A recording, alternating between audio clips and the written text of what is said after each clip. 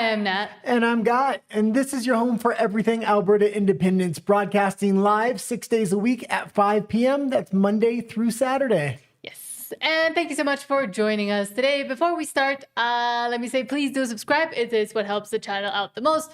Also, we try to read most of your comments live after each segment. We have a lot of stories today since we're only here on this live at 5 p.m. And you can also super chat. That also helps us out a lot. And we also have memberships. Yeah, and I'll say all of our super chats today, we're trying to raise money to get a really nice big Alberta flag for our other set. I had an old American flag that I used to use for set decor and stuff like that. I'm having to use that as a placeholder right now, but we can't have a nylon one. We have to buy like a nice cloth one. Yes. But let me start by saying hi to the rest of you. Glenn Gunn says good evening from the mild day of Alberta. Well, I'm glad that the weather is behaving itself, at least. Glenn also says, I'm totally in with the fact that we need to become a free nation. At the end of the day, we must keep the best that we have. I believe that Pierre is that guy. I know he will always cater to the elites, I'm guessing, but saying that he never came up with a plan to stay. All history, he took notes from Kenny in Bad Move. Pierre needs his own line. Yeah, he knows what's wrong with Canada. He's diagnosing it just fine, but there's no problem to get out of it. And that's the thing. We look at Central and South America right now, and it's all going right wing. Some of those countries are successful, and some of them aren't. The ones that aren't successful is the ones that have captured judiciaries, the judges. And Canada has that captured judiciary class. What are you looking at there, Nat? Can you hear us? Yep. Oh, Alba Twitch says, hey there, Glenn, and says, yep, sound is a go, check your mute. That's why I was wondering. Well, and Alba Twitch says, how's it going, Freedom Enjoyers? Hello. Well, and I just rewired everything today, so I was a little bit concerned when you said about the sound. Well, that's why I wanted to double check. Freedom Calendar or Max, hello, says, howdy, guys. Thank you for being here. And Glenn Gunn says that, yeah, it was him. Oh, okay, good. It wasn't us. He had us on mute. And that's it. So do we have breaking news? I don't even know. Yeah. Actually, I changed the breaking news up a little bit today. I wanted to show what a lot of these politicians are saying because they're on the ground stumping against Alberta independence. That's Pierre Poilievre. He's only been to Alberta 3 times in the last couple of years, and that's his riding number one. And this is one of those 3 times. We showed one of the clips yesterday, but I kind of want to go in it again today, as well as Danielle Smith, and then we'll show Mark Carney and the state the country is actually in. A lot of what we're going to be dealing with today deals with a lot of what Pierre Poilievre and Danielle Smith are saying. To me, Pierre Poilievre is more French than he is Albertan. His name's French. He comes to Alberta once a year, it seems like. But now let's go to breaking news. Extra, extra, read all about it. Extra, extra, read all about it. And let's start with, as you were mentioning, Pierre Poilievre saying, quote, we don't need a different country in Alberta. We need government policies in Ottawa, different government policies in Ottawa, which he cannot change because he can't do anything, at least for the next 3 years, if not ever, because he has never proven to us that he can even make it to Ottawa properly. The good news is that the problems that we need to fix are easily fixable. And what I would say is listen carefully to the concerns of those who are saying they want to leave. And you will find that they do not have a problem with their fellow Canadians or even with Canada itself. They have a problem with the federal government. We don't need a different country in Alberta. We need different government policies in Ottawa.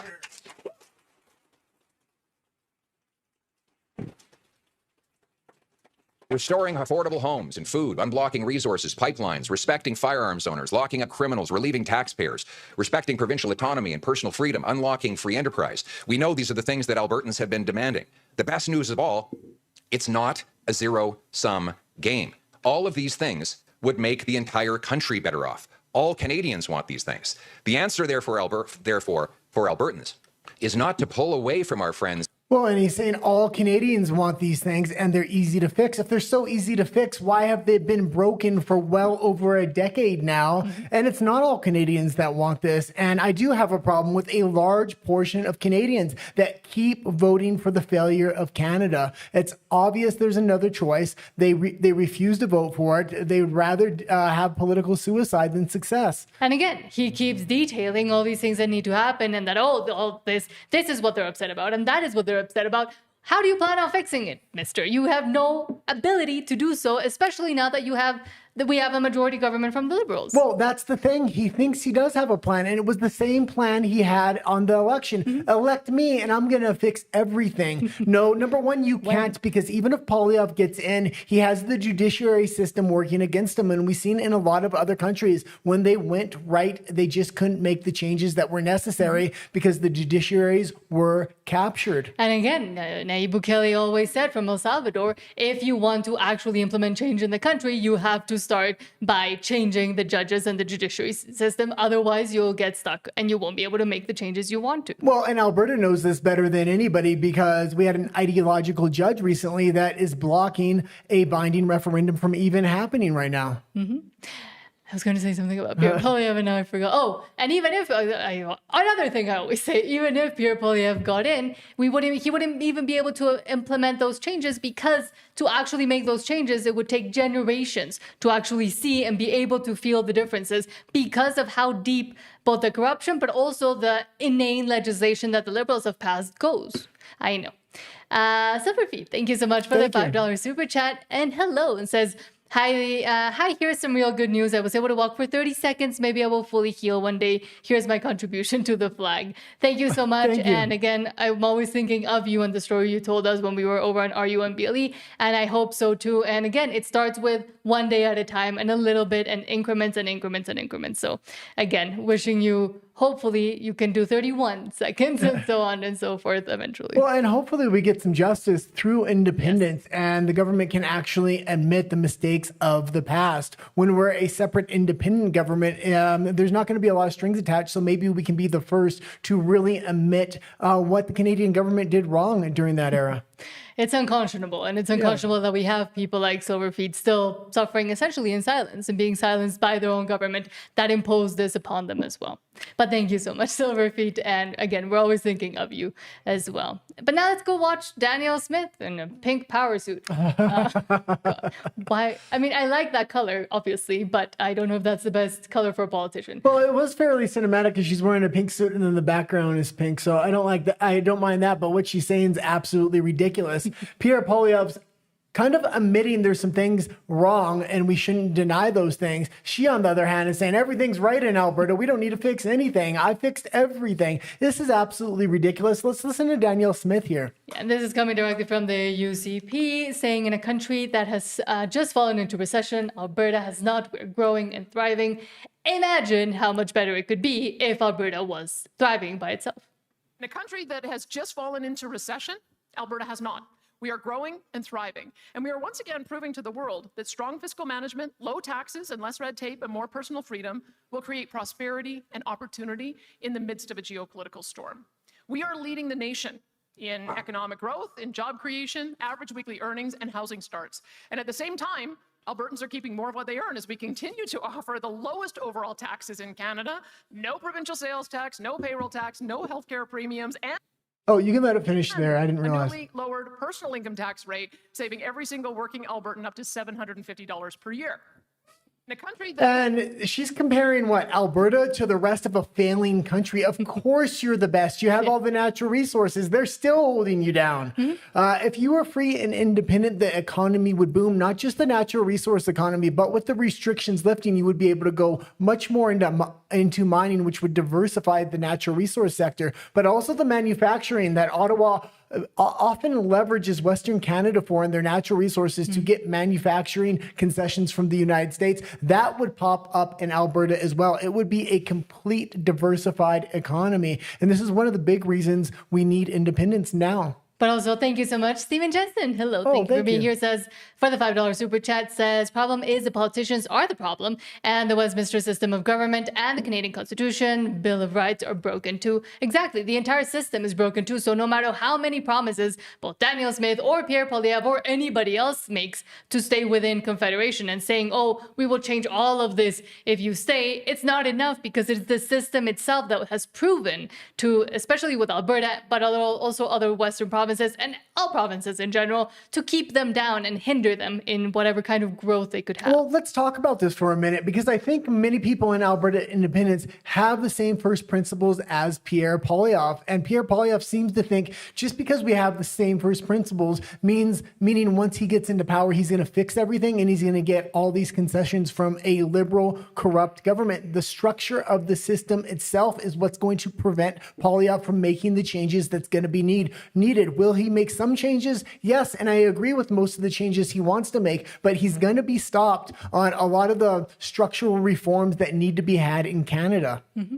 And again, Stephen Jensen, thank you so much for the follow-up $2 super chat saying, Danielle, we're in decline too, just not as much. And exactly. And imagine if you weren't tethered to the cancerous growth that is Canada. And because it can metastasize and continue to metastasize into Alberta eventually, and already has kind of. I mean, yes, you have a little bit of success right now, but it'll just continue to drain to be able to make the bigger cancer better.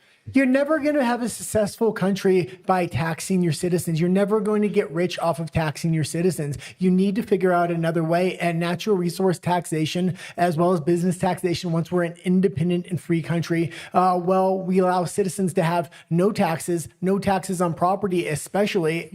I just don't understand taxes on property. It's like you spend a lifetime buying a house, paying every single month. Finally, you're retired. Finally, maybe your house, if you're lucky enough, is paid off. And now you still have to pay this stipend to the government for this property taxes. A lot of people on CPP are on fixed incomes. Property taxes needs to go. Trump's already voiced that opinion. Ron DeSantis is trying to pass that down in Florida right now as well. So it's a popular idea, even outside of Canada. And it is manageable, but not when you try to implement I wouldn't even just say quasi-socialist or communist, but the actual socialist and communist government that Canada continues to try to stay afloat, because they will always need other people's money. And eventually, when they do run out of people's money, kind of like it's happening now, we'll continue to see the dire consequences. Yeah. And there's no fixing it, because now everything is kind of falling apart at the same time as well, from healthcare to housing to education to the system itself. Well, we've seen Poilievre and we've seen Danielle Smith here talking about how great things are. Why don't we take a look at the state of Canada and what's happening with our biggest trading partner, in Mark Carney's own words? Mm-hmm. Hold on, let me get there.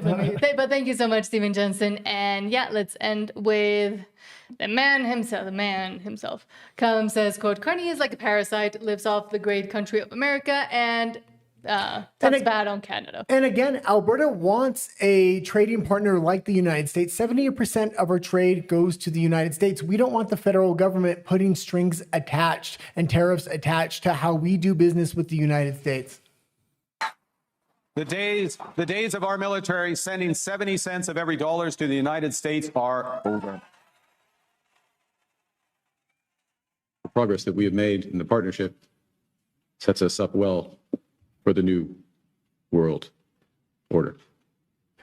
Our old relationship with the United States, a relationship based on steadily increasing integration, is over. We recognize that the relationship that Canada has had with the United States, one that for more than 40 years has been based on steadily deepening integration, is over. From free trade deal through to CUSMA, deepening integration in military aspects. And that process of deepening integration is over. The old relationship we had with the United States, based on deepening integration of our economies and tight security and military cooperation, is over. As I've stressed repeatedly, our old relationship, based on steadily increasing integration, is over. A trade that was anchored on the United States, that we as a country have relied on since the end of the Second World War. A system that, while not perfect, has helped deliver prosperity to our country for decades. That system is over. That the old relationship with the United States that we've had is over. The truth is, over the last few decades, Canada has neither spent enough on our defense nor invested enough in our defense industries. We've relied too heavily on our geography and others to protect us. This has created vulnerabilities that we can no longer afford and dependencies that we can no longer sustain. Alors, Les processus d'approvisionnement. And we can leave it there. And it's obvious at this point that he's going in another direction. When Alberta is free and independent, we want to have allies with Western countries that have Western values. We see a lot of these Western countries now turning their back on these traditional Western values and turning towards communism and the Chinese model, whether it's with a 99-year property lease, trying to get rid of private property like in BC with the UNDRIP laws, or with free speech. I mean, free speech is dying in the West, whether it's the EU, the UK, Australia, Canada. It seems like the United States is the only one standing up for free speech right now. Mm-hmm. And they even forgot to put there at the end when he said, "Let's make America great again." Like that. And that's the closing of the joke, I would say, of the man that is the joke. But now we'll go to your comments and then into Alberta politics. Alberta. No, Alberta stay Stay Free. Sorry. Pete says 4 foot by 6 foot Alberta flags on Amazon for $22. Thank you for the suggestion. I was actually going to ask all of you or any of you if you know if there's anybody locally that sells Alberta flags or even makes Alberta flags and ships maybe to Mexico, because I'd love to purchase locally as well. But well, also, I had a question because it's probably the main set piece is the Alberta flag for the other set we're currently making. The vinyl flags don't look good. It has to be a nice cloth flag. If anybody knows where to get those, I was looking on Amazon, but you can't tell by the pictures if it's authentic or not. And then you get it. And then because we're shipping it all the way to Mexico, there's problems with returns and things like that. If anybody knows somebody that either makes a nice cloth Alberta flag or where to buy one, let us know in the comments, please. Yes, or especially if it is within someone that is in Alberta that is selling them. Because, Jeff Bezos, I don't love giving him my money. Lyle Norman says, or your money in this case. Lyle Norman says, I just spent $100 for registration on one vehicle. Oh, wow. Fun. Pete says, if Alberta is doing so great, why did Smith announce a $9 billion deficit this year? Well, and contradictions. And that's the point. We could easily run double that budget and still have money left over if we were a free and independent Alberta, and all that money wouldn't be going overseas to other provinces. It would be building infrastructure within Alberta. Mm-hmm. And Sean B says, checking in from Chilliwack, BC. Well, at least you're not in the worst part. Yeah, and we're originally from BC. We fled BC a few years ago because there was no Alberta independence. We now live in Mexico, but we used to live in downtown Vancouver. And man, the amount of times people would look at me like I'm crazy for speaking common sense. It seems like the only province left in Canada that has any common sense is Alberta, and maybe Saskatchewan as well.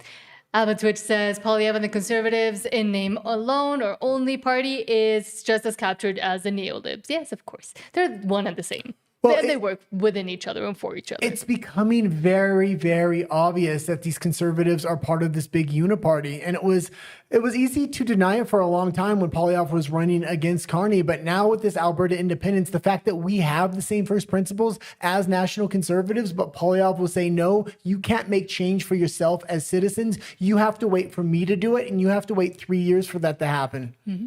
And Albert Twitch says this antiquated parliamentarian system makes it virtually impossible to do anything from our perspective. Exactly. So as many promises as Pierre Poilievre can stand there and say that he wants to hug Alberta and Albertans, well, what is your plan? What do you plan to do? There is nothing really you can do, at least to get to the point where Alberta could even say, okay, we see a path forward. There is no path forward. Sorry.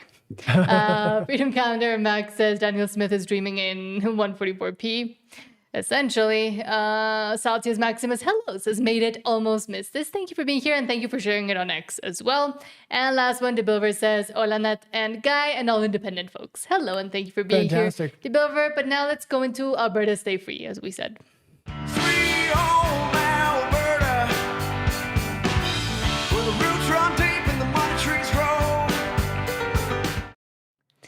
And let's start with this from Farm Geek saying, quote, I respect Poilievre and his love for Alberta, but respecting someone doesn't mean we stop asking questions. If the answer is just keep trying, quote unquote, it's fair to ask how that's different from what Alberta has been trying for decades. Our kids deserve an honest conversation about this. Yeah, and this was an amazing clip. This was probably the most effective clip that I've seen about talking about Poilievre. A lot of people came out, especially on a national stage, and absolutely loved what he had to say, even though there was no real substance or solutions behind his words. It was all emotions and feelings. This was a great counter to that.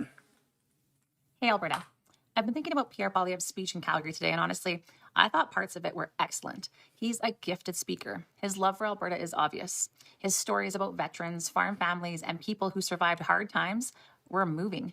And I think it's completely okay to admire that while still asking questions. If you and I were sitting at the kitchen table, I'd tell you this. I don't question Pierre's love for Alberta. I question whether his solution is enough. He talked about our history, about people who fought through the Dust Bowl and wars without giving up on Canada. I agree. But those same people also didn't stop fighting for themselves. He reminded us that government should be as close to the people as possible. Municipal first, provincial second, and federal only when necessary. Again, I agree. So here's what I've been wrestling with. If that's the principle, why have Albertans spent decades asking for more control over our own future? We've asked for fair treatment. We've asked for more control over our taxes. We've proposed our own pension plan. We've discussed our own provincial police force. The firewall letter was written over 25 years ago. The Fair Deal panel followed. Countless premiers have traveled to Ottawa asking for a better relationship. Whether you supported those ideas or not, they all had something in common. They were attempts to make Confederation work better. So when someone says, don't leave, just keep trying, I understand the sentiment, but I also think it's fair to ask, how long have we already been trying? Pierre said we should lock arms with Canadians across the country. I respect that, I truly do, but I also believe that the growing conversation about Alberta's future is exactly why leaders from Ottawa are suddenly paying so much attention to Alberta in the first place. Pressure changes conversations. And finally, he said we need a project of hope instead of fear. On that, we completely agree. Where we differ is this. To me, pursuing self-determination isn't giving up on Canada. It's refusing to give up on Alberta. Because if I'm being honest, the certainty of where Canada appears to be headed feels far scarier to me than the uncertainty of exploring what Alberta could become. Maybe you agree, maybe you don't. But I think our kids deserve for us to at least have that conversation. Yeah, and we need to have the choice at this point. Poilievre gets up on stage and he talks about everything that needs to change, and he says it's so easy. Well, we've been trying to get change in Alberta for over 25 years and not anything is happening. Exactly the opposite. We're headed in the exact opposite direction. And even if you get a few years of a Poilievre or a conservative government, what's really going to happen? The structural changes don't allow for the major overhauls that need to happen within Canadian politics, within the Constitution and other forms of governance. It's also all fair and dandy to say, oh, he speaks so well, he cares so much about the veterans, and partly because that's part of his speech and that's what he knows his base responds to. But also, he needs Alberta to stay within Canada, number one, because they're the ones that vote for Conservative the most. So if he loses them, he essentially loses his entire chance to ever be in power, but also because his only objective, at least now in my opinion, as a career politician, is to attain more and more power. So of course, he's going to have to hunker down and pull Alberta into Canada back again so it doesn't leave and so he doesn't lose his potential to have power. But Stephen Jensen, thank you so much for the $2 super chat and says, cool shit wholesale Alberta high quality 4x6 bag. Thank you. You always mention, I believe it is you always mention that store, so thank you for letting us know to look for it there. Will do. Thank you for the suggestion as well. Thank you. But yeah, again, Pierre Poilievre will always just strive for power, as will most of these career politicians. At least within an independent Alberta, you get the chance to have that engaged citizenry and have the new crop of people come up and maybe actually present to us why they care and why they want to be leaders within a new and independent Alberta. Well, it's just so funny. Pierre Poilievre, Mark Carney, all these people claim to be from Alberta, yet they all seem to be putting Alberta last. Why is it up to the citizens to start putting Alberta first and brush the politicians off to the side? Will they all line up with pitchforks and torches to kind of burn down the citizenry of Alberta when all we want is the best for Alberta itself? Now, we do hear a lot of fear-mongering, especially around the CPP, the Canadian Pension Plan, the Alberta Pension Plan, what's going to happen. And, well, we know at least where some of that money has been going, because apparently Prime Minister Modi is very proud and very happy that he has so much money coming from your pension funds. And this is the gambling Mark Carney is doing with the CPP. And he's inviting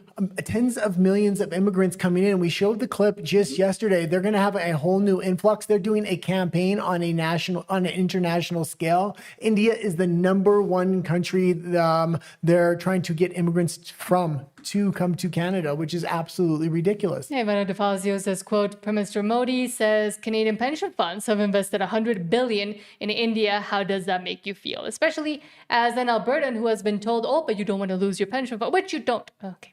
Well, and, 1 second. Like, part of how you get more political power is upping your population. What, do we constantly have to up our population with mass immigration and mass amounts of immigrants? What happens if we don't do that? Do we just fade off into irrelevancy? This is absolutely ridiculous. Canada's pension funds have invested in India $100 billion. This is in India's growth story, a symbol of their deep trust. Today, we will also meet business leaders from both countries. Their suggestions will determine the roadmap for our economic partnership.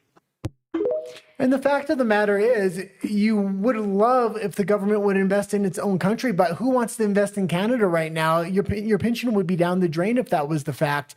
If in a free and independent Alberta, it would be a safe bet to put the APP, which would be the Alberta Pension Plan, invest it within Alberta, the Alberta economy, and natural resources. And it's funny because I'm literally just now, today, started working on the script for explaining the Canadian Pension Plan and what has happened and how the funds are being completely mismanaged within Canada right now, what it's being spent on, how much the people that are managing those assets that shouldn't be even managed because they do better on their own in the market by themselves, and how bad it is. But the fact that they're using this to fearmonger people away from Alberta independence, saying, oh, but your pension plan, your Canadian pension plan. And that is one of the #1 questions that we continue to get and continue to see. And every time we'd interview someone, they would tell us they were also getting those questions. Is insane, because the fearmongering and the level of fearmongering that has gone on with this specifically, that has been so poorly managed by Canada itself, the fact that they're trying to use that as a cudgel to keep people within Alberta and to vote for not for independence is insane to me. Yeah, absolutely. Sorry, I was trying to fill air you left, but it is another unconscionable thing. And again, one of the first videos I'm going to be releasing about that's more like investigation forward and teaching people what's actually going on, or hopefully. Well, yeah, I'm building the 2 sets this week. Researching, a single set for one individual for edited videos, and then another double set, and then you're writing a bunch of scripts and educational videos. So. Yes. That's what we've been doing. We're not just resting on our laurels, although, well, I'll say it afterward. Because we still do have 2 more things here in Alberta. Stay free from the Western Standard. It says, quote, Mr. Thomas Lukasik is spreading blatant lies online. This is pure misinformation, and he's doing this to avoid a serious debate on the future of Alberta because they know they'll always lose it. Well, and I absolutely love this challenge from the Western Standard, and we need to start going after Danielle Smith and Pierre Poilievre with these similar public challenges. So if they do back down, it's a win for us. Last week, the Western Standard reached out to the leader of the Forever Canada petitioners, Thomas Lukasik, to invite him to a debate on the October 19th question about Alberta independence. Unfortunately, he declined. He was having none of it. So, to turn up the heat, earlier this morning, we issued a public invitation to Thomas Lukasik to debate me on the October 19th referendum question. And we had, privately and publicly, offered that we would have a mutually agreed upon neutral moderator, and that half of the tickets for the hall that would attend the debate would go to his side, to make sure no one can stack it one way or another.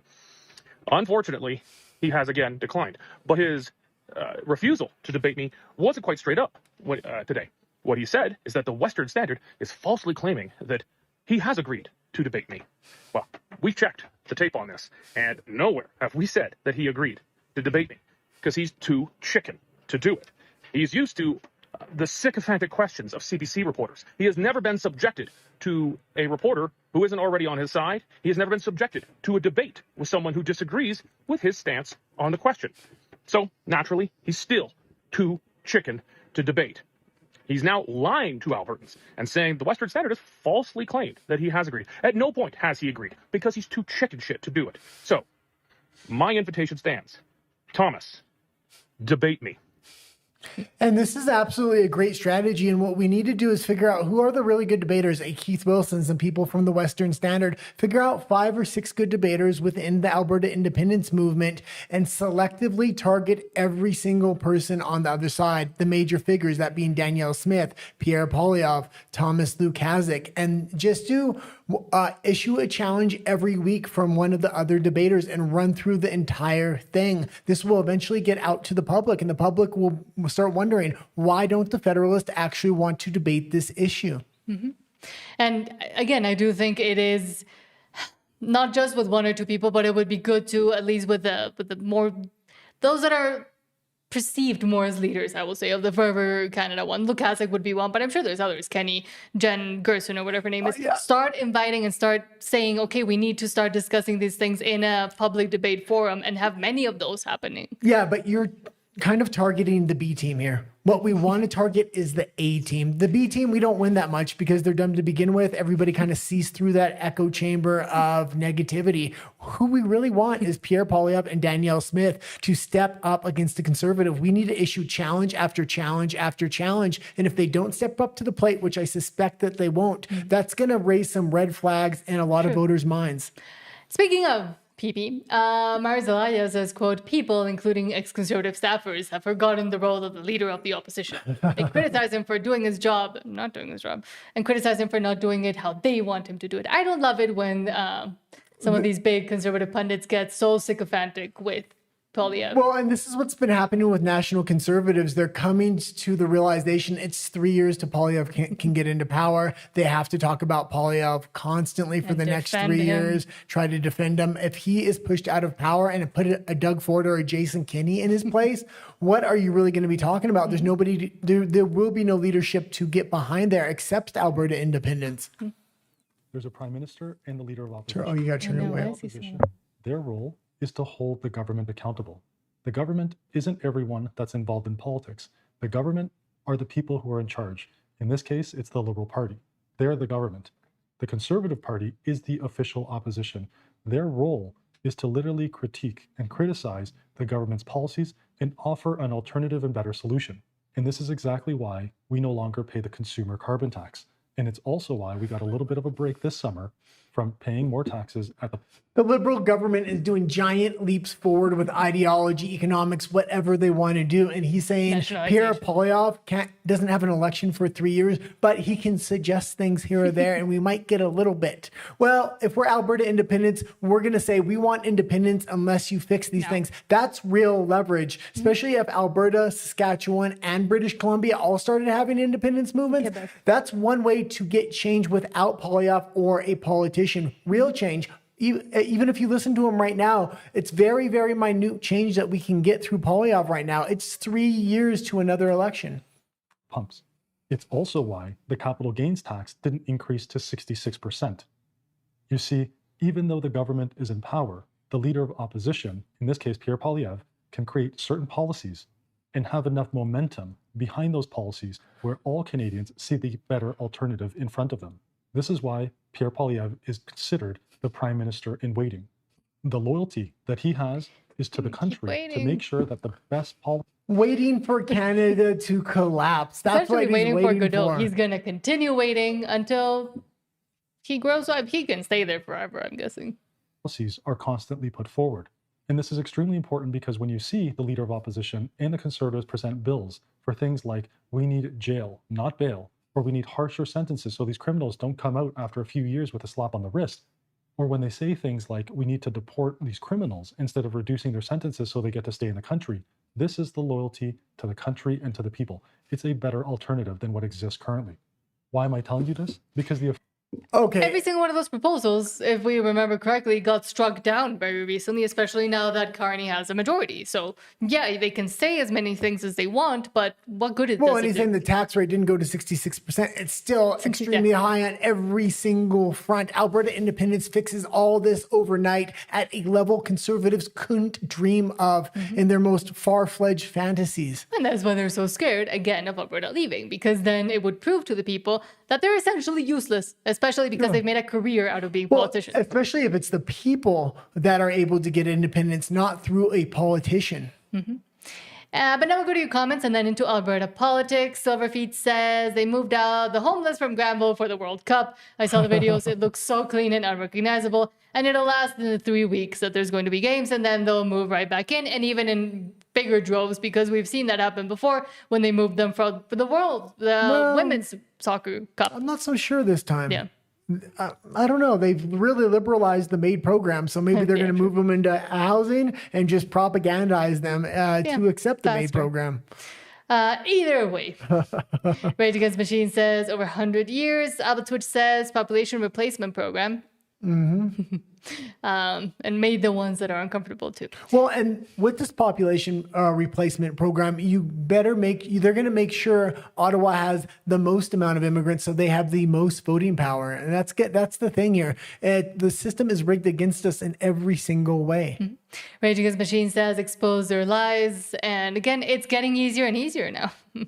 Canadian Spider-Man says hello and good afternoon, Nat and the guy. Hello and thank you for being here, Canadian Spider-Man, and also says Carney is irrelevant, Canada is irrelevant, Alberta must be free. Well, Canada's sinking itself on purpose as well. Well, and this is the problem on a national or international stage. You're right, Canada is irrelevant, but it's not irrelevant to the people that are living there, that are stuck there and can't leave, or that want an actual change. He's the most relevant individual because he's driving Canada off a cliff. All those people are just sitting there living in Canada, and they know a change is necessary, but a change can't be made as long as Mark Carney is in there. And even if we do get a Poilievre in there, he's not going to be able to make that systematic change that Canada needs at this point. True. Glenn Gunn says 10% of Torontonians are going to default on their mortgage next year. And let's not mention all the other provinces as well. Vancouver is even worse. Saltius Maximus says they harp on GDP as the measurement of success or failure, but homelessness is just as important a metric as on the health of a society. And yeah, they'd rather ignore it or made it away. Well, and wages there doesn't need to be a minimum wage if you have a healthy economy. The problem is mass immigration depresses wages massively. And hold on, where are we? Saltius also says Scummel twitched hard. Twitched when he heard the New World Order. Yeah. It's like that meme of that. What is that? It's like a gopher that turns around like that. That's what he looks like. Well, every time I see that clip, I'm actually not watching Carney. I'm always watching Scott Moe and his reaction there.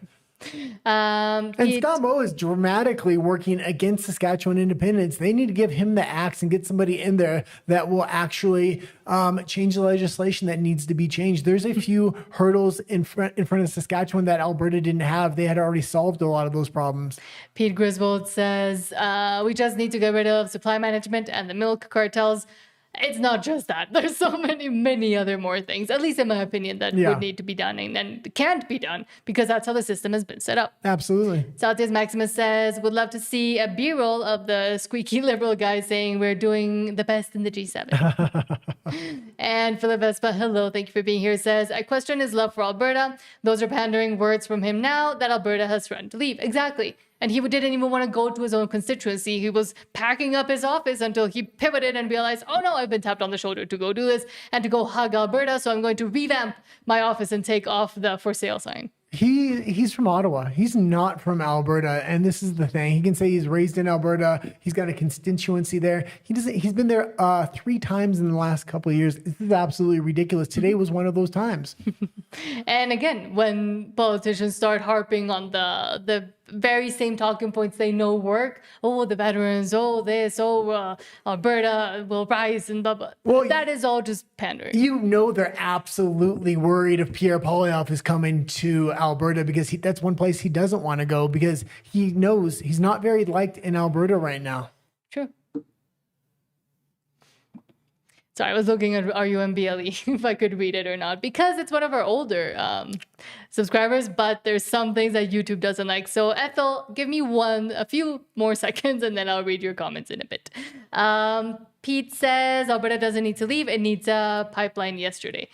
The thing is, they can never get a properly functional pipeline for the amount of production it could actually have within Canada. And I want to make the restrictions. I want to make this absolutely clear because it seems like I'm the only one that talking about this. Everybody else believes a pipeline is never going to be built. I believe you're going to get a pipeline. We're going to get a bunch of natural resource contracts, and it's going to be attached with a ton of strings, which is going to start federalizing natural resources. Watch for this when it does happen. Mark Carney's already shifting in that direction. Mm-hmm.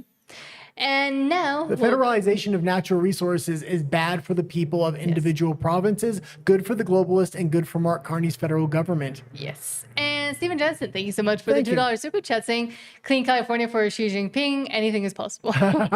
True, except apparently here in Mexico, because every single new thing that they built and are making for the World Cup that starts in 2 days with the opening game happening here in Mexico City is breaking down. Everything flooded yesterday on top of one of the things catching fire as well. So. Anything's possible in California these days. They can clean up the city for Xi Jinping. They can also re-rig an election so the right candidate wins. It's absolutely ridiculous. They can get the candidate that was losing the most to now be the one that's on top. Or second, at least, to the other communist, Karen Bass. Okay, let's go into Alberta. Speaking of, let's go into Alberta politics and then continue reading your comments. He doesn't discuss federal politics. He only concerns himself with Alberta's independence. Let's start with, speaking of the man of the hour, apparently. Juno News says, quote, Poilievre says Alberta joined Confederation in 1905 on the promise of balancing provincial autonomy with national strength, but he argues Ottawa has been, quote, terrible at the things that are his job while overreaching into areas outside of its jurisdiction. Alberta became a province in 1905 because Confederation promised to marry autonomy over local decisions with shared.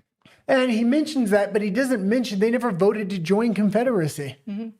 Shared strength of pan-Canadian trade, defense, population, and landmass. The win-win of Confederation was really crystallized in the British North American Act, often called the B&A. The B&A is Canada's DNA. It's a different kind of constitution than most countries. There are no lofty ideals expressed, no grand statements. It's an org chart. It's a who does what manual. It's a summary of what the provinces and the federal government should separately do as part of the common project of Canada. It's very practical, based on the principle that power should be as close to the people as possible. What an individual can do, let him do it. What he can't, let the locality do it. What the locality can't do, let the province do it. And what the province cannot do, then and only then the federal government steps in. In the British North American Act, schools, hospitals, natural resources are the responsibility of provinces. The federal government does.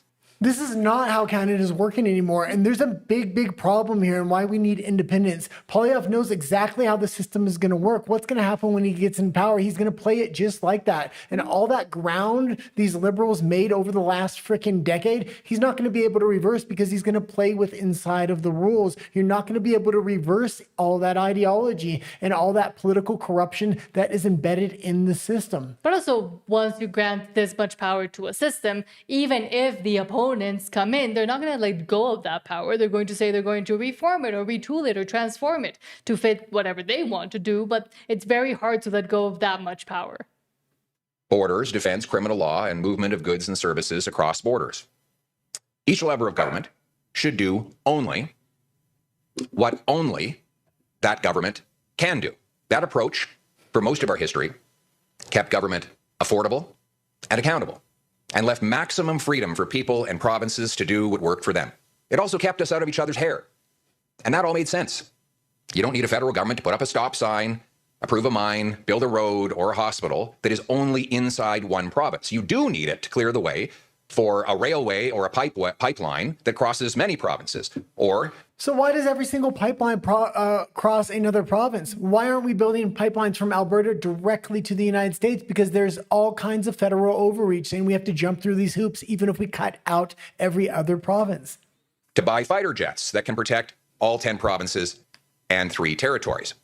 The problem lately has been that the federal government has been terrible at the things that are its job, while sticking its nose in things that are not its job.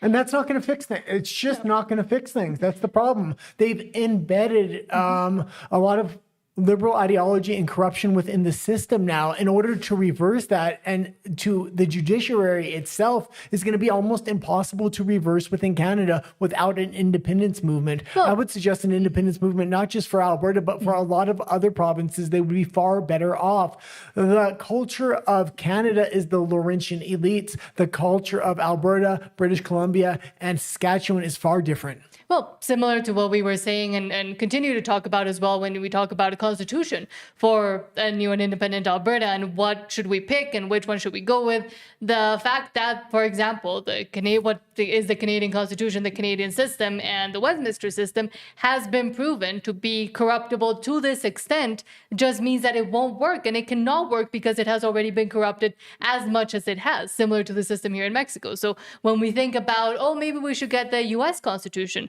well, or something very similar to the U.S. Constitution in a free and independent Alberta, well, then the issue also comes up that it's already shown its weaknesses, and we also know how corruptible it is. So the fact that you're trying to work within a system that is already broken down and corrupted means that you can't actually move forward and get rid of that because the holes are already there. Yeah, but what you have to realize is every single system is going to be corruptible in some way, shape, or form. But once it's been corruptible, once the mechanisms have been shown, so it's going to be easier to corrupt it and faster to corrupt it the second time. But I would still much rather prefer a U.S.-style constitution prior to 1776 than a Canadian Westminster system, or even better yet would be maybe Bruce Party's constitutional proposal. Exactly. But what I was saying is he was saying, oh, it's all because we're not dealing with Canada the way it should be dealt with. Well, the holes are already there. You can't patch them up. Even if you try to patch them up, it's already happened. You can't reverse time.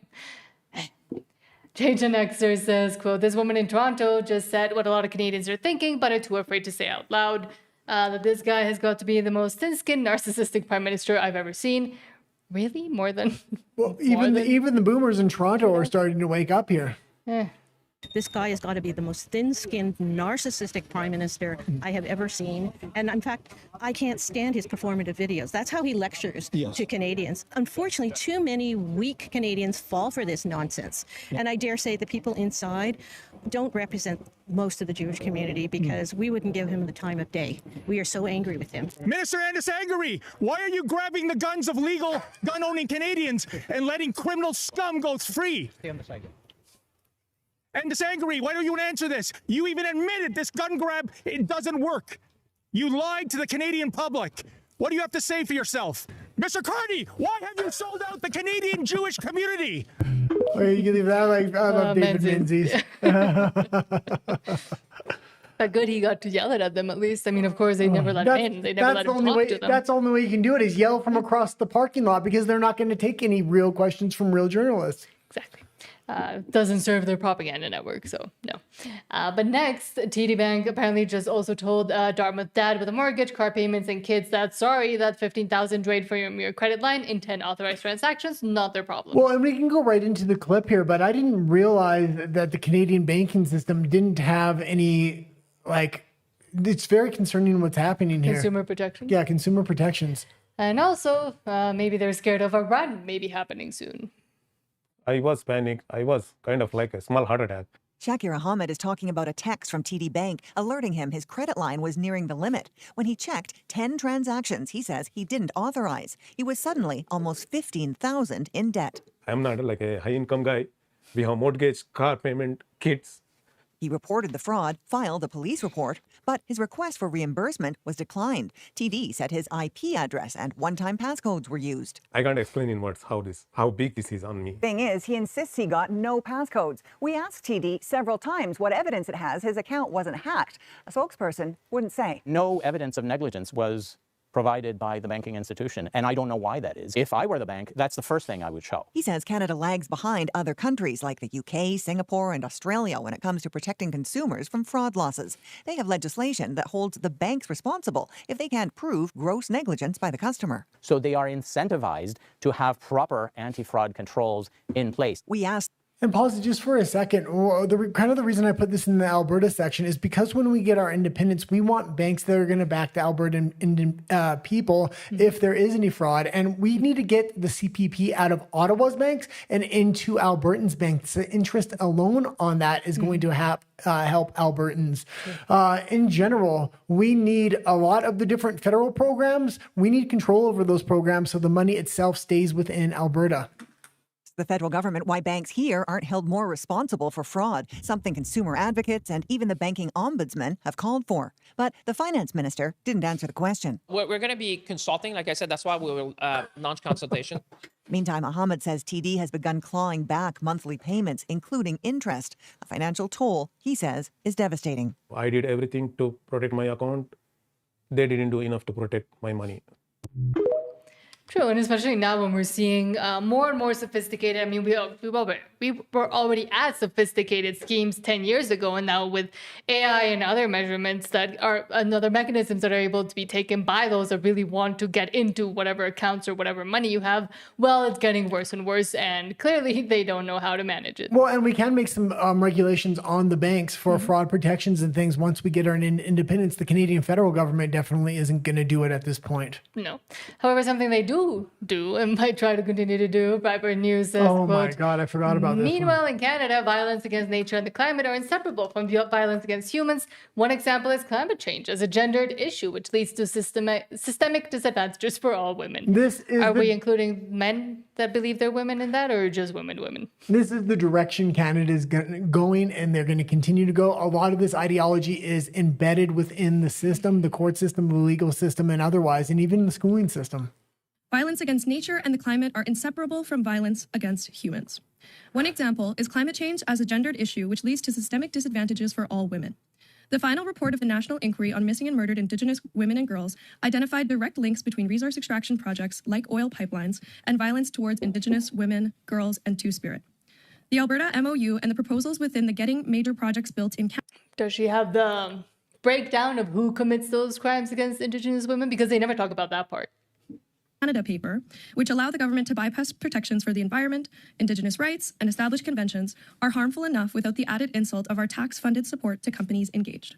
If we cannot immediately end all new oil and gas extraction in Canada, we must at least end subsidies to the industry costing us billions of taxpayer dollars. Violence against nature and the climate are The federal government is costing Albertans billions of taxpayers' dollars, and this is an issue, and this is why we want independence. Gender violence isn't because of the climate. This is absolutely ridiculous. But also, especially if you want to pay for all that retarded stuff you want to put on the table, well, then you do kind of need to have some sort of production coming out of somewhere to be able to do all the ridiculous things you want to do.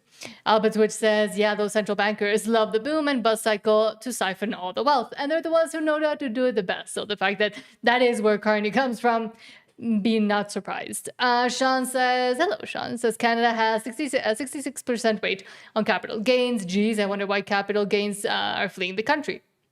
Exactly. And then everybody's dumbfounded as to what's happening with the Canadian economy, even though we've seen this coming and happening for about 10 years now.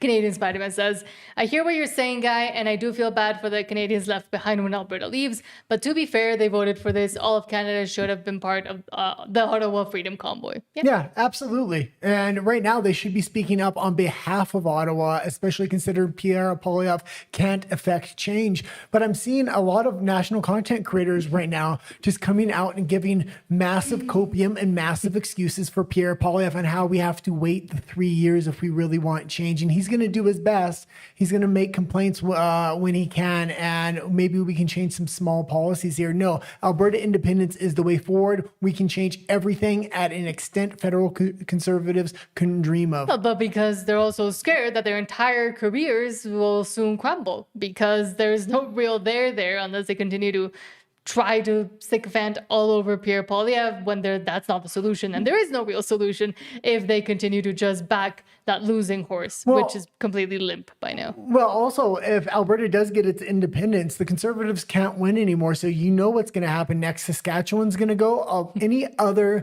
province with a critical mass of Conservatives within it are going to take a look at Alberta and say, the people made the change there. The citizens made the change there. The politicians don't have any way to actually make a change or affect a change in Canada anymore. So you're going to see the rise of many independence movements within Canada. And Canadian Spider-Man continues, they chose to not support the convoy and now they get what they deserve. Oh, and they deserve it all right. Albert Switch says, what's a pipeline really doing for us anyways? We're getting dragged down with the state in collapse. Again, we're still attached to the cancerous growth. So even if you have a pipeline, you're not allowed to do much with it. That pipeline is attaching you like an umbilical cord to the federal government with all kinds of strings attached to it. Canadian Spiderman says, it is so much more than just the pipeline. The whole country and system are a failure. We are two different countries, at least. Exactly. It's already two different countries. Yeah. So, Abatouch says, Squirrely Pierre can't and won't do anything to rectify the wrongs. He can't exactly and won't because it's not convenient for him in his search for power.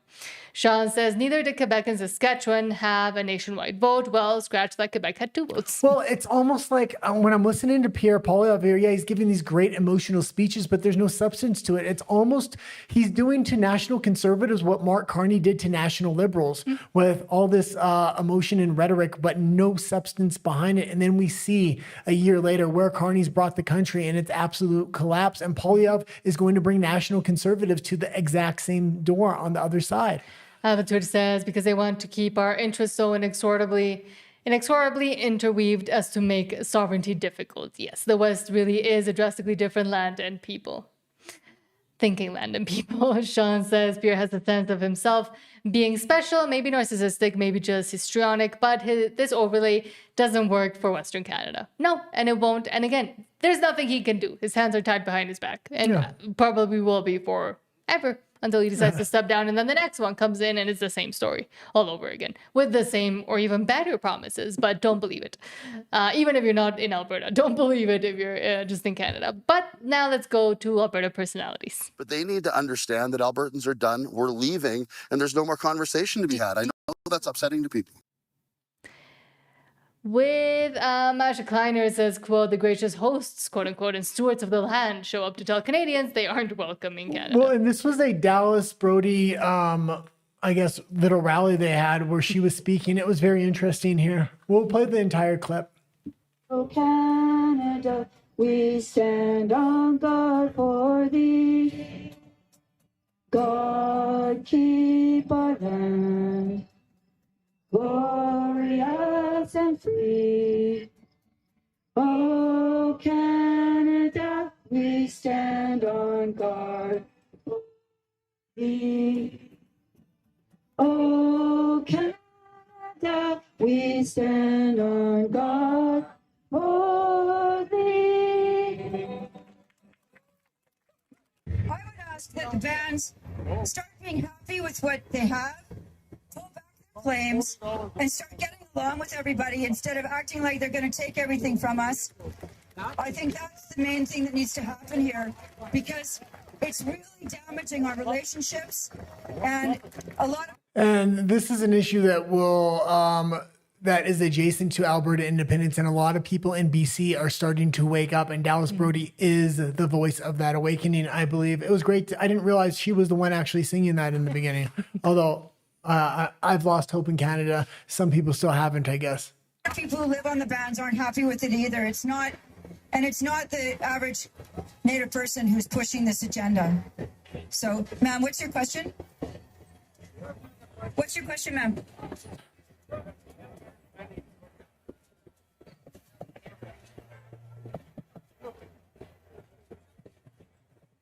You have no answers I need. This is all Indian land. All of it. Every fucking single part. This is Turtle Island, if you don't know. Excuse me? All of it. You're not here to... So-called Canada and American, it's all...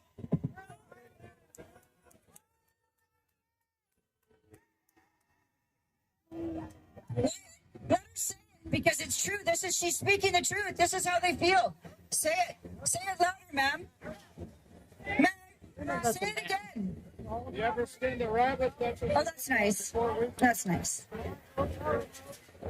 And that's the right attitude to have, was to let her say it, let her keep saying it, because we're going to clip it. I wish Wyatt Claypool hadn't gone up to her and taken the microphone, because now she's going to complain, oh, they're silencing me.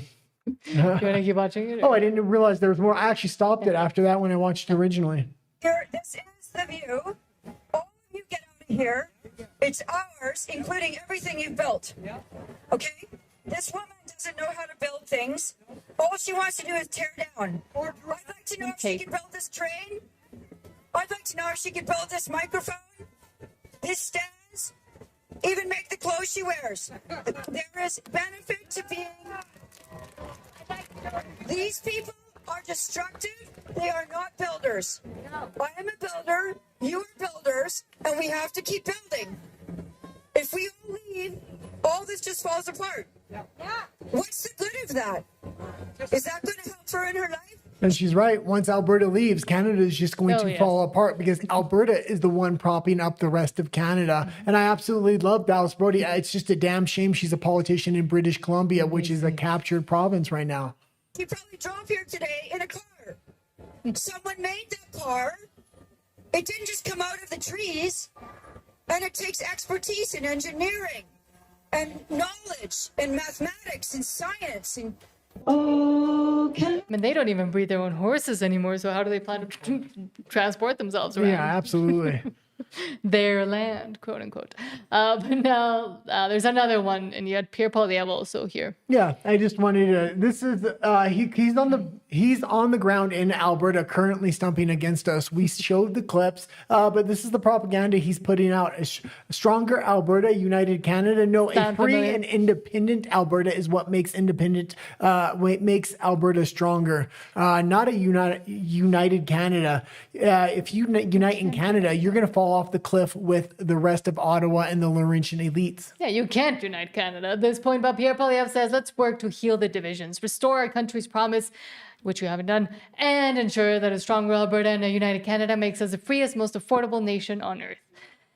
How are you going to do that? Once again, Mr. Poilievre, how do you plan on doing that? You haven't done anything to this point. What you're asking Albertans to do is unite with failure for the future of their children, their grandchildren, and themselves. We're trying to disconnect from that, save Western values, because Canada is turning its back on Western values, Christianity, and everything that built what was once a great country but no longer is. But now let's go to your comments and then into Alberta's Canada. Yeah. I forgot it for a second. Today I decided to work out after a very long time, and now I'm starting to feel it in my mind. I hadn't moved in about a year because we were trying to get the channel started and everything. So now everything hurts. And tomorrow I won't be able to move. So you'll see me in the evening doing micro movements probably. Albert Twitch says, it's tough, right? Because, people in the countryside are cool, traditional folk, just the larger urban areas are holding them back. And there is a way to get to those larger urban areas, and that is something we're also looking into and want to continue to have those conversations as to how to get Edmonton and Calgary on October 19th to vote for at least the potential to send a message. Yeah, we also have to realize there is a future here, and once we get our independence, we can't allow these cities to absolutely capture the entire province. We need a voice for the rural areas, but we also need to make sure massive amounts of propaganda aren't coming into Calgary and Alberta. These cities are captured at this point, not completely captured. There's still a lot of people there that do hold out hope, but man, we see what happened to British Columbia with Vancouver and Victoria alone. Those two cities and those voter blocks are determining the future of the entire province. Sean says climate change and the building of pipelines directly affects gendered violence to MMWG, 2SL, LGBTQQIIAA++. Exactly. And again, I don't know if they're including the women that they say are going to be disproportionately affected by climate change, if they're including those men that think they're women or not, because they still haven't told us what their definition is. Rage Against Machine says carbon hoax is sinking us. Funnily enough, speaking of sinks, Canada is one of the few carbon sinks in the entire world, meaning they take in more carbon than they expel out. And yet, they're the ones with the ridiculous carbon tax. Well, and the way they're able to do that, Canada and Russia are the two big countries that do that because of the amount of landmass and the number of trees they have on that land. Those trees suck the carbon out of the air. And the fact that Canada is sacrificing its entire future when it's already a carbon sink. Mm-hmm. And Sean says it's meaningless because when climate change doesn't affect, it's still climate change or a result of climate change. Remember when it was global warming? Why did they change it? So everything is climate change. Well, it's climate. Well, the climate will constantly change. That is just a law of physics and weather patterns. That might not be old enough to remember, but there was a time they were warning about global cooling. Then they went to global warming, and then they went to climate change because they can't be wrong because the climate is always changing. Yeah, now it's just changing, and we should all be panicked about it as well. Let's go into Alberta's Canada if we can, and then we'll go back to comments after. Okay. We call it Alberta's Canada because Alberta, once again, is the only thing that is continuing to hold up Canada. I'm angry. I've had enough of these people. And let's start with Melissa says, quote, wow, Canadians are now living in parking lots because affordability crisis is out of control. It is heartbreaking. And this is going to become more and more of a reality in Canada over the next 3 years as Carney drives in this exact direction. Jobs are leaving, businesses are leaving. And I'll say this, yeah, Canada's nice in the summertime, but man, you do not want to be living like this in the wintertime. No. Another sign of the housing crisis. We usually think about the people that we see on the street in an encampment on the sidewalk, but that's actually only the tip of the iceberg. On the side of a highway. I was working and then I suddenly lost work and I couldn't pay my rent anymore. How commuter car parks are being used as a place to call home. Another sign of the house. Yeah, and I'll say this. There used to be a Home Depot by where we lived, and we used to go over there to get a few things. And on the way home, I mean, there was this little side street, and it was just RVs lined up the entire street. And it wasn't like people camping. They were obviously living there permanently. All the tires were deflated. A lot of the windows were broken in on the campers as well.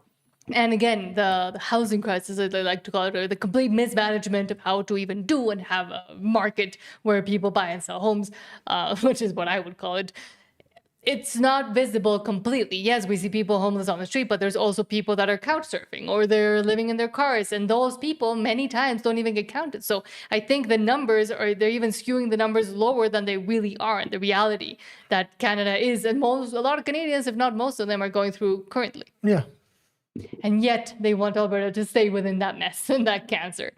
Raleigh Donovan says, quote, Canadian Muslim Public Affairs Council has released a quote-unquote combating Islamophobia policy handbook alongside is NDP MP Heather McPherson. The group recommends integrating, quote, anti-Islamophobia education into the school curricula, like they've done in the UK, and also initiatives that counter online misinformation. And it says the group, yeah. There's specialty groups and classes in Canada now that are getting special privileges, whether it's legal special privileges or when it comes to hate speech, or if you commit a crime against a specialty group or class, whether it's LGBTQ, First Nations, Muslims, Jews. It's like every single person has a specialty group and class. And the reason this is because this allows the federal government to stack laws on top of each of those specialty groups and classes to strip freedoms away from citizens and to confine speech and to build an Overton window. Again, we've already seen how these kinds of things get pushed through and how's Europe doing? What has been happening in Europe in the past few days and months? Years, I would say.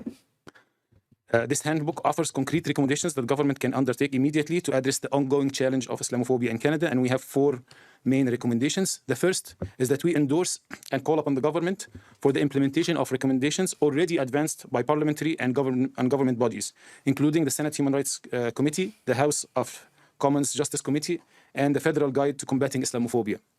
Across these reports, there is a clear consensus that combating Islamophobia requires deep structural reform and sufficient institutional capacity. Second, and in light of the documented rise in anti-Muslim hate and incidents and violent Islamophobia, we advance recommendations focusing on protecting Muslim communities and community spaces. The federal government should allocate at least $14 million through the Canada Community Security Program or a comparable dedicated funding stream to support security infrastructure and protective measures for approximately 755 mosques and 100 Islamic schools. This amount is proportional to the legitimate allocation of $10 million investment to help protect Jewish communities from hate-motivated crimes and violence.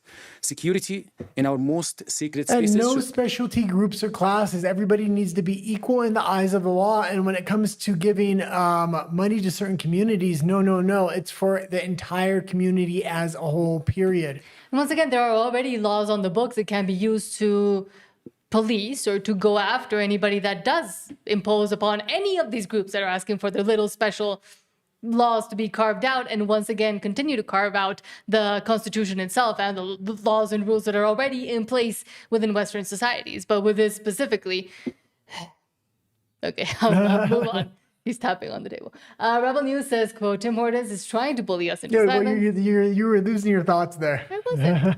He's trying to bully us into silence, but we've got a plan to fight back. And again, Rebel News has been reporting on how Tim Hortons is now trying to 180 away from we're not hiring temporary foreign workers, but now we are, but no, we're not. Well, let's go into the clip here. I think they're going to talk about this a little bit. And apparently now Rebel News once again has gotten in trouble for telling the truth and for being uncomfortable to those that are trying to bend it a lot. Tim Hortons is trying desperately to shut us up. They've called the police on our reporters 3 times, and they just had their lawyers file a legal complaint against us trying to get our store banned on the internet. I really need your help. This is a classic case of David versus Goliath. If Goliath was a big, dumb donut shop that refused to hire Canadian workers and preferred hiring foreign workers. You can learn more about the story at timsboycott.com. But let me give you a little bit of background right now. For 2 weeks, we've been telling the truth about Tim Hortons and their gross plans to hire foreign workers instead of young Canadians. Our reporting has been a problem for them because, you see, they've just started a huge PR campaign to rebrand themselves as Canadian patriots because Dunkin' Donuts, the American-based firm, is about to open up hundreds of locations in Canada later this year, and Tim Hortons thinks they can win back customers by pretending to be Canadian. But we discovered that even though Tim Hortons says they're hiring Canadians, they actually are still actively bringing foreign workers to Canada by using the government's temporary foreign worker program. So we went to some of those Tim Hortons locations and asked them why they were saying they were hiring locals. And we can leave it there. We've been covering those stories that they've been putting out for the last couple of weeks. They've been doing an absolute fantastic job. We need to continue to shine a light on this stuff, especially with that new, the clip that we showed the other day saying there's going to be a huge influx of migrants coming next year. They're putting that program up. They're investing millions of dollars in it. As much as they say they're doing something, they're not. The Canadian government, much like Tim Hortons, says they're doing one thing, but in reality, they're doing another. As expected. But lastly, Marty up north says, quote, behold, Alexis Graham, Director of General of the Department of Imaginary Problems at the IRCC, Immigration, Refugees, and Citizenship And this is that Canada. clip that I was talking about. We'll just take a look at it again. You don't read all No. that Marty said? No. But it's funny. Again, this is Director General of the IRCC. We're also preparing to launch a targeted advertising campaign for internationally so that people are aware of what's available in Canada, and there can be those closer links to the great life here, the opportunities here, and links into employers as well. And we can pause it. We can play that one more time. Turn the volume up if you can. And I think this is a crucially important clip. We showed this just the other day, and it's starting to leak out. The Canadian government is going to start welcoming more mass immigration into the country. That 100 million population mark, I think they're going to still try to hit it eventually. We're also preparing to launch a targeted advertising campaign for internationally so that people are aware of what's available in Canada, and there can be those closer links to the great life here, the opportunities here, and links into employers as well. Get a job before you even come here. We'll give you $86,000. Don't worry. If you fail, we gotcha. And if you're not really an asylum seeker or a refugee, we'll just, look the other way and continue to pay you while we abandon the rest of our citizens. Now we'll go back to your That working out really got to you. Huh? That working out really got to you. No, it didn't. Okay, let's keep going Let's here. go to your comments. Well, because if I'm too animated, you say I'm too animated. No. If I'm not animated, you say I'm tired. Let's go back to your comments and then into Alberta and the world. Todd says, hi guys and everybody else. Hello says, did y'all see me and John's video from last night? It was fun talking to Albertans. Yes, I saw a little bit as well. So it was interesting to see you face to face. And it was great that you're out there as well with John and talking to everybody else too. Todd says, getting fun getting them choose Alberta signs out to people, as well as they were all very receptive. And that's good as well too. Yeah, it's good that the signs are finally getting out there. We're getting billboards and everything that we kind of need. And seeing citizens being engaged as well. It's important for other citizens to also, take up that mantle and be able to say, oh, I can do that, I can do this. Giving examples as to how to continue to be engaged with, from now to October 19th and onwards. Especially when Danielle Smith is making speeches, Poilievre's making speeches, Jean Chrétien was just making speeches as well. Man, he looks like he's on his last couple of breaths there. That being said, they're all stumping against Alberta independence, and they all get mainstream media news coverage. They don't even have to pay for it. Mm-hmm. Sean says nationalism has always been on the left in Canada, and uniquely so because of the Laurentian elite creation and control of Canada to act in opposition to the U.S., but Alberta doesn't hate the U.S. Exactly, and we've been mentioning it over and over again, I think, since we started the channel, that in Canada, there is this, one of the defining traits that they've also now exacerbated and amplified is that they're not the US and that they're better than the US. However, now it makes even less sense, because if you look and compare the US and how the US is doing currently and how Canada is doing, well, the lie even falls further and flatter down on its face. Todd says, if I didn't have to help my uncle with laying down concrete, I'd be following Miss Dallas Brody around, helping her out, running security for her or something, whatever she needs to. That's very kind as well. Canadian Spider-Man says, the natives, protesters don't represent the natives.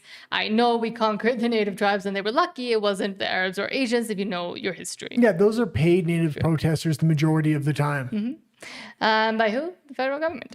Sean says the natives, at least here in Oregon and Northern California, were violent and aggressive, breaking treaties and willing to spill blood first. These tribes were defeated at great cost and they lost. Todd says, first the war... Oh, I can't read that one. Just because it's there's typos. I'm not sure what you meant. Sean says they're going to go back to global cooling. And back and forth and back and forth. Todd says... I think they're just going to stay with climate change. That way they won't be wrong every 5 or 10 years, where they're having to change their narrative over and over and over again. And hold on. Where are we? Sean says it's two-tier policing, and Jews, white people, Asians, etc. are treated like second-class citizens in the Pacific Northwest. Yeah, and it's the same all around the world. We're especially seeing it in Great Britain right now, and they're having to try to backtrack, but it's systematically been put in the training for the police officers, including the legislation within the court system for lighter sentencing for certain people and more severe sentencing for others. And speaking of, now let's go into Alberta and the world.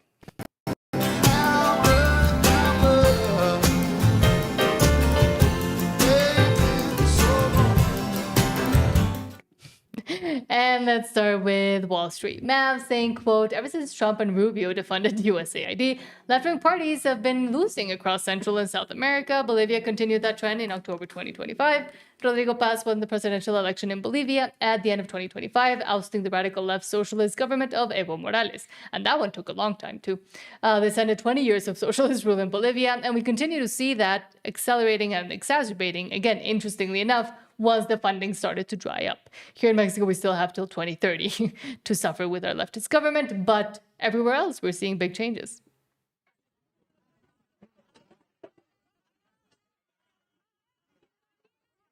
Okay, and you can leave it there. And what we're seeing happen is, with the defunding of USAID, all these leftist governments are following. The problem is the judiciaries have been captured.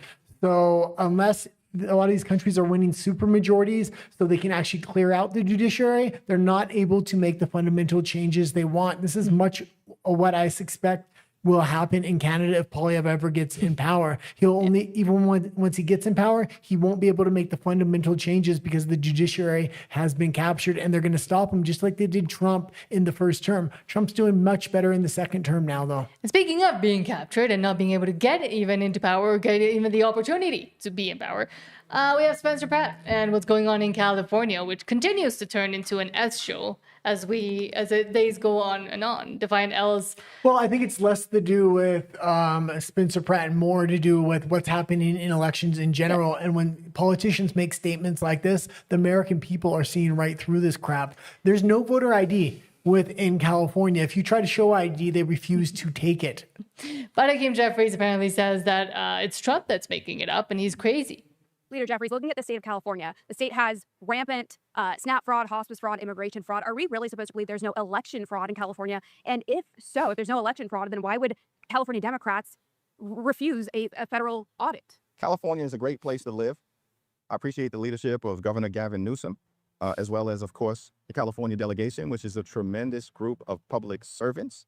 There is no election fraud in California. Donald Trump is making it up. He can't point to a shred of evidence to prove his point. What's he doing with his hands? It's just the systematic fact that you need no voter ID and the mass mail-in mail-in voting is the second thing, but the no voter ID needs to stop. You need voter ID in every single state. The fact that there's a state running with no voter ID and they will refuse to take your ID if you try to give them one is absolutely ridiculous.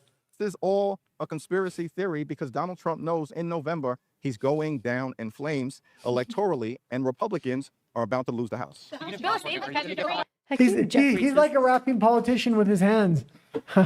He's ridiculous, and I'm still surprised and amazed he still has power. He ever got into and continues to be in power. But now let's see. The U.S.'s opinion of our current president here in Mexico, and Ana Paulina Luna. Don't always love her. A little bit crazy fantastic. sometimes. I really do like Ana Paulina Luna. So She's a little bit kooky sometimes, but here, I mean, she cooked. WWG1 to WGA says, Ana Paulina Luna says, I really don't care what the president of Mexico has to say. Neither do the Mexicans, believe me. More and more each day continue to turn on her. One of the most corrupt countries in the world, and it's a shame. They had one of the bloodiest election cycles this past cycle, and they killed journalists that were covering it. They've killed their own elected officials that were actually trying to fight the cartel. So I really don't care what the president of Mexico has to say, because in my opinion, she's only in that position because she's been installed. And if they actually had a good president, you'd see Mexico not being run by cartels. One of the most corrupt.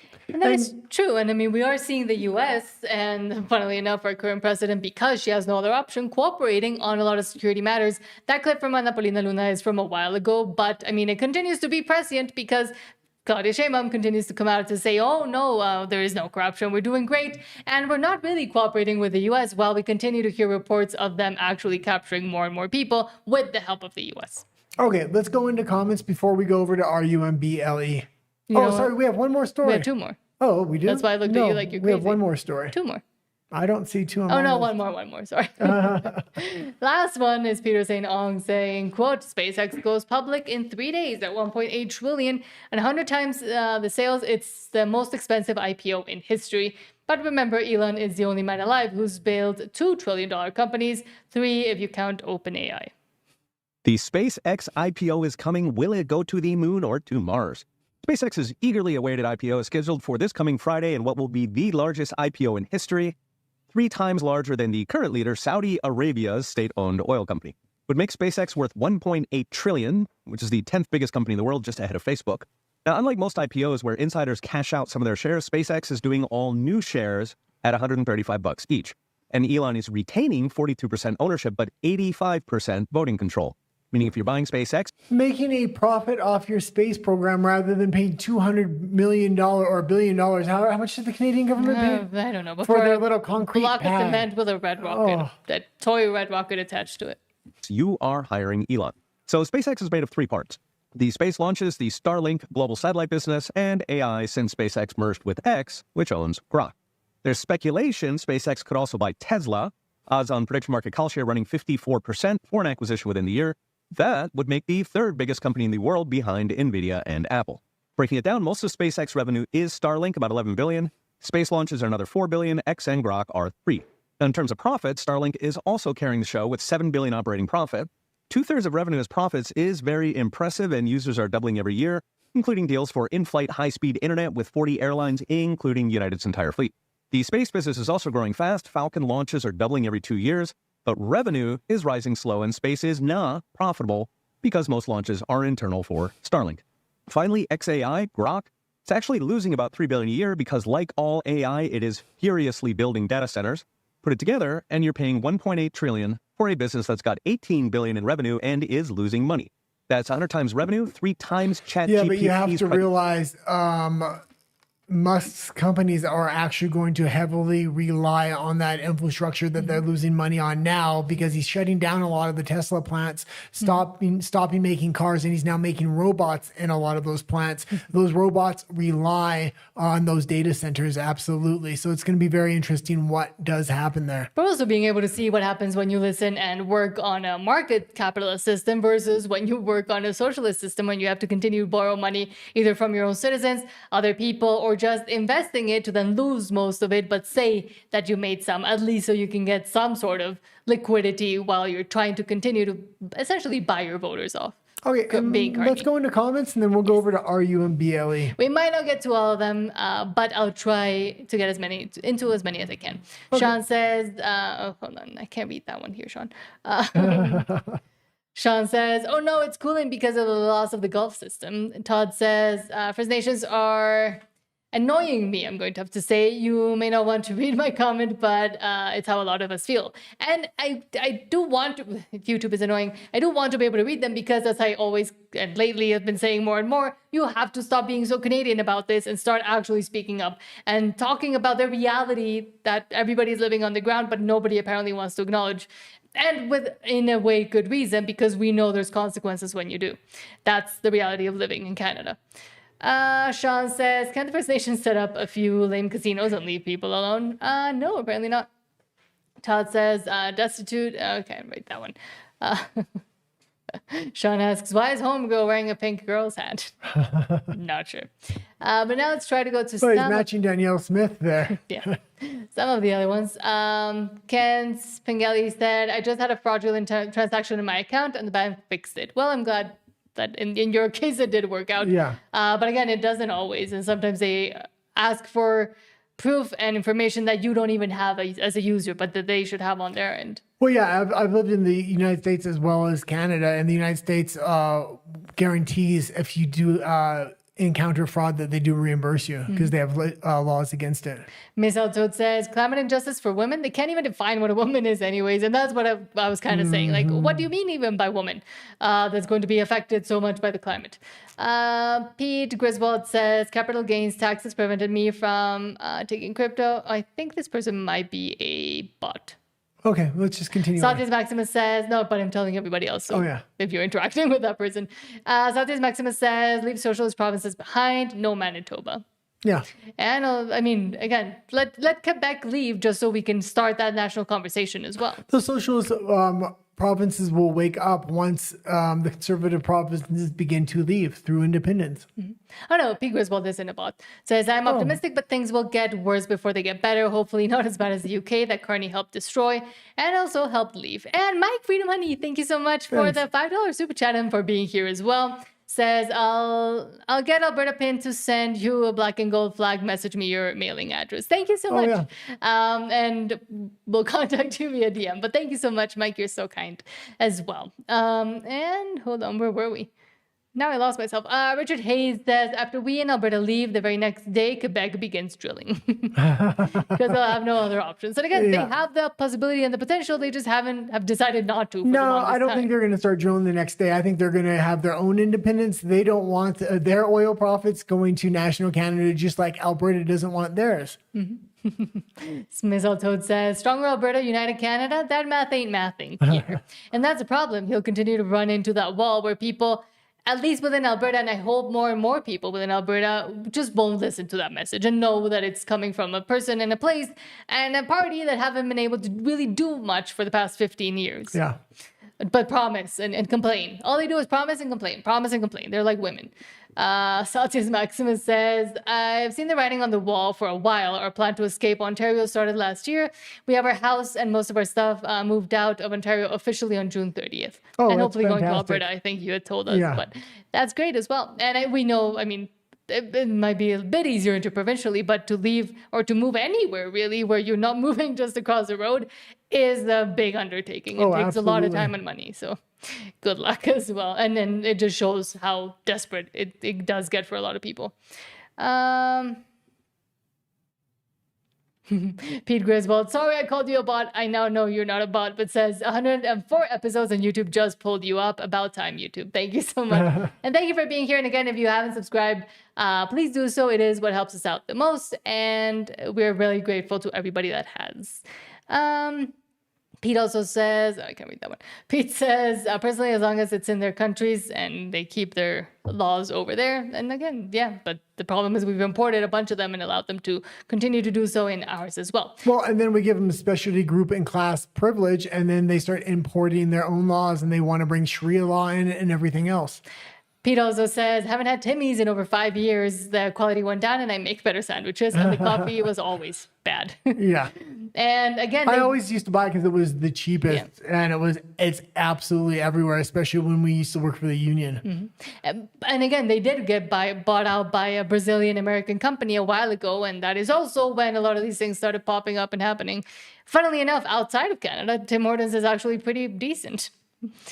Shows the priorities of people. Philip Espa says the evidence is right in front of them. No candidate gets 100% of in the mail-in ballot dumps. Pratt not seeing his vote to go up at all is statistically impossible. Well, and if you look more into it, actually, Karen Bass had the most votes by quite a large margin there. And the thing is, after Pratt supposedly had won, they started counting the mail-in ballots, and nothing was coming in for Karen Bass anymore. They were just putting it all under the other candidate's name, which was absolutely ridiculous. And Pete says, I'm not a bot sheet. I know, I'm so sorry. I apologize. But for some reason, and I know we were talking about SpaceX and crypto as well, but whenever I see someone or comment about like crypto and crypto did this for me, or like I invested this much on crypto, I got so used to them being spam comments that I just kind of automatically go into, oh, it's probably a bot. But you're not. I'm so sorry. I apologize, Pete. And Pete says, well played as well. Apparently there's a hashtag Corngate. Is that to do with ads in Tabor with the cornfield? Oh, I'm not ads. Oh, I had heard something about that. Well, we reported on it yesterday and the day before as well, but I don't know if there's been an update on that for today. We'll look and then talk about it tomorrow. But now I can go to this camera. Now we're heading over to RUMBLE. Thank you so much for joining us here on YouTube. It is the same username. You can find it down here. Follow us over there. But before you do, don't forget to subscribe. We'll see you back tomorrow here at 5 p.m. Well, and our RUMBLE segments are much longer. I think we got 4 stories today. So. And I do see we have some comments over there, so we'll go read them now too. 30-second wait screen, and then we'll pop up over there.